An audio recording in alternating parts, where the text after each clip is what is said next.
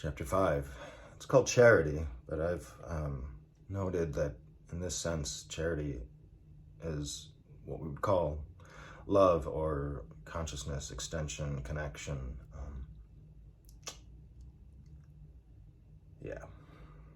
Let's jump around. Here we go. Let's start with William Law. Love is infallible. It has no errors, for all errors are the want of love. So if you think of this in terms of connection, consciousness, feeling, wouldn't it be nice to feel peaceful? Yeah, feeling at peace, right? Like just, everybody wants that. We want to feel like we belong, connected. Well, that's already true. Just not the way you want, maybe. Well, not those guys. So it has no errors, for all errors are the want of love, or a specified specialness. We can only love what we know, and we can never know completely what we do not love. Love is a mode of knowledge, and the mode of the knower is in the mode of knowing. It's so if you're coming from connection, you can be sure that you're headed in the right direction. And when the love is sufficiently disinterested and sufficiently intense, the knowledge becomes unitive knowledge and so takes on the quality of infallibility, where there is no disinterested love, or more briefly, no charity. Disinterested love is like special love, special relationships.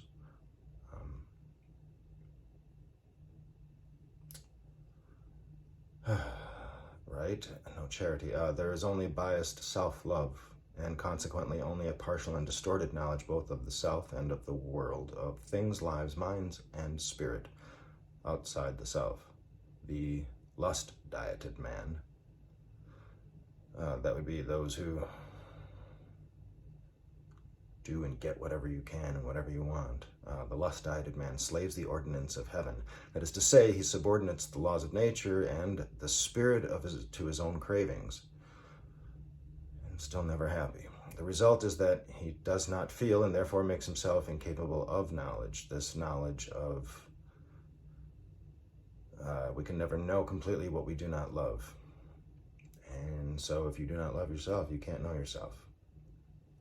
His ignorance is ultimately voluntary. If he cannot see, it is because he will not see. Such voluntary ignorance inevitably has its negative reward. Nemesis follows hubris, sometimes in a spectacular way, as when the self-blinded man, and here looks like he's quoting a bunch of Macbeth, Othello, Lear, falls into the trap which his own ambition or possessiveness or petulant vanity has prepared for him, sometimes in a less obvious way, as in the cases where power, prosperity, and reputation endure to the end, but at the cost of an ever-increasing imperviousness to grace and enlightenment, to knowledge of self, an ever-completer inability to escape, now or hereafter, from the stifling prison of selfness and separateness. Pascal, we've heard of him. We make an idol of truth itself. For truth apart from charity is not God, but his image and idol, which we must neither love nor worship. There's no substitute for the actual experience. By a kind of philological accident, which is probably no accident at all, but one of the more subtle expressions of man's deep-seated will to ignorance and spiritual darkness, the word charity has come in modern English to be synonymous with almsgiving, and is almost never used in its original sense as signifying the highest and most divine form of love. Now we look at charity as weakness.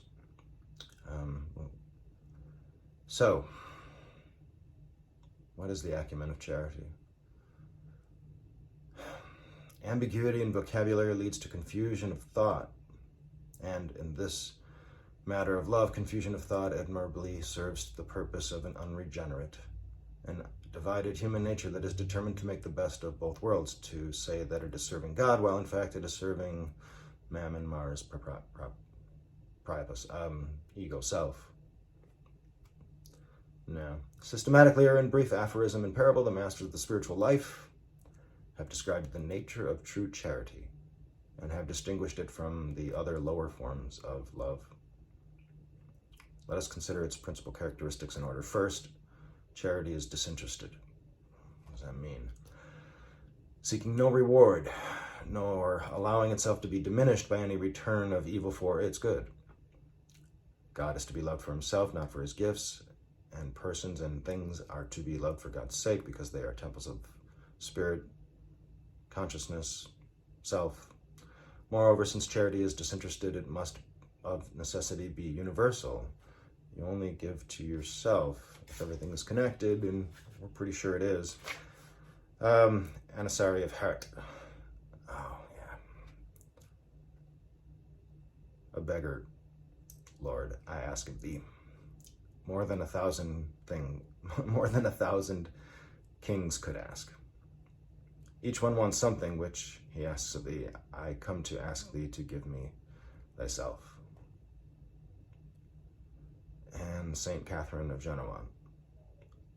I will have nothing to do with a love which would be for God or in God. This is a love which pure love cannot abide, for pure love is God himself. And Srimad Bhagavatam. Learn to look with an equal eye upon all beings, seeing the one self in all. And this is where we are all equal, because we're all of the same substance, the same consciousness. So to see your own self in everyone,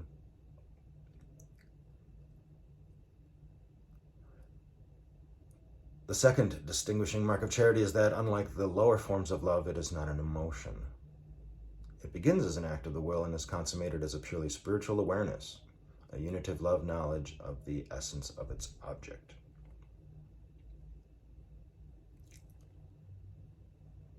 In other words, the highest form of the love of God is an immediate spiritual intuition by which knower, known, and knowledge are made one. The means to, and earlier stages of, this supreme love knowledge of spirit by spirit, us, are described by Shankara in the preceding verses of his philosophical poem, and consist in acts of a will directed towards the denial of selfness in thought, feeling, and action, towards desirelessness and non-attachment to use the corresponding Christian term, holy indifference, towards a cheerful acceptance of affliction without self-pity and without thought of returning evil for evil, and finally towards unsleeping and one-pointed mindfulness of the Godhead, who is at once transcendent and, because transcendent, immanent in every soul. So,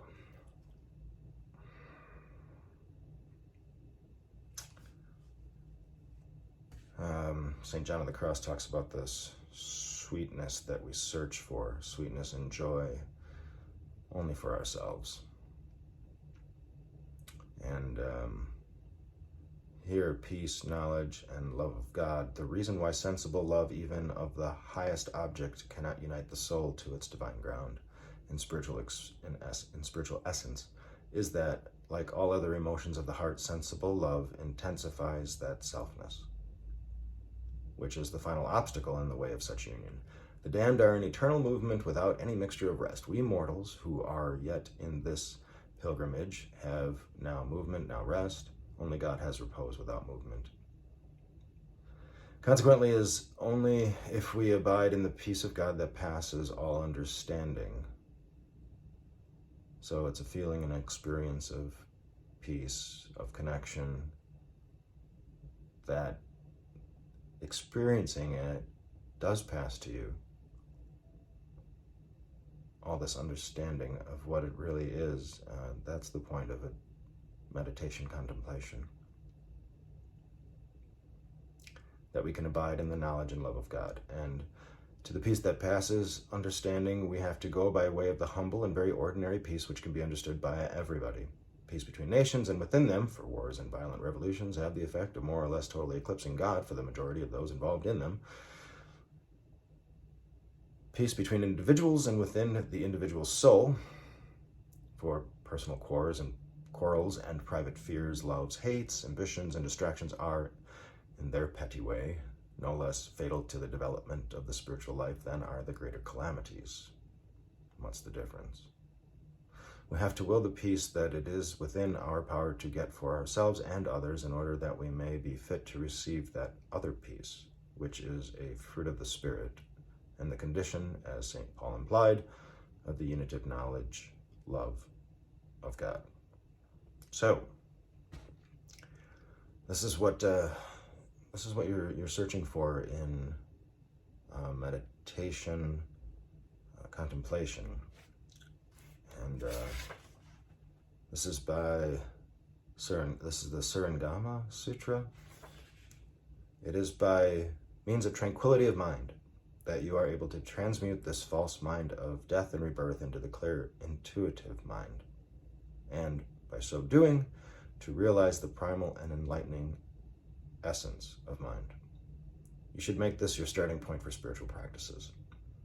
Having harmonized your starting point with your goal, you will be able, by right practice, to attain your true end of perfect enlightenment.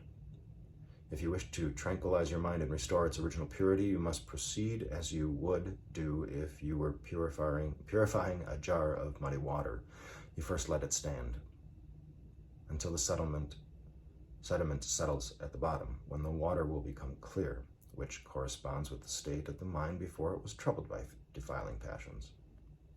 Then you carefully strain off the pure water. When the mind becomes tranquilized and concentrated into perfect unity, then all things will be seen, not in their separateness, but in their unity, wherein there is no place for the passions to enter, and which is in full conformity with the mysterious and indescribable purity of nirvana. So, we're still talking about charity, but that's why we're still talking about love.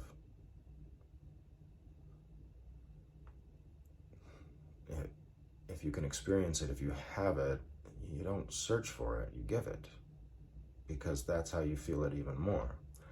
Meister Eckhart, this identity out of the one into the one and with the one, right? It's pretty much our experience, is the source and fountainhead and breaking forth of glowing love. Before we move on to the third, well, we can cover the third one real quick. Spiritual progress, as we have had occasion to discover in several of the contexts, is always spiral and reciprocal, a positive feedback loop. Peace from distractions and emotional agitations is the way to charity, and charity, or unitive love knowledge, is the way to the higher peace of God and experience. And the same is true of humility, which is the third characteristic mark of charity. Humility is a necessary condition of the highest form of love, and the highest form of love makes possible the consummation of humility in a total self-nodding little self, the default mode network, the search you have found, and it just exists, and you didn't have to do anything to get it. You should be humble for that. Fenlon's cool. He's sharp. I have but one word to say to you concerning love for your neighbor, namely that nothing save humility can mold you to it. Nothing but the consciousness of your own weakness can make you indulgent and pitiful to that of others, of little self, of ego, of separateness. You will answer, I quite understand that humility should produce forbearance towards others, but how am I first to acquire humility? Two things combined will bring that about. You must never separate them. The first is contemplation of the deep gulf whence God's all-powerful hand has drawn you out and over which he ever holds you, so to say, suspended, the experience. The second is the presence of that all-penetrating God consciousness. It is only in beholding and loving God that we can learn forgetfulness of self, measure duly the nothingness which has dazzled us, and accustomed ourselves thankfully to decrease beneath that great majesty which absorbs all things. Love God and you will be humble. Love God and you will throw off the love of self. Love God and you will love all that he gives you to love for love of him.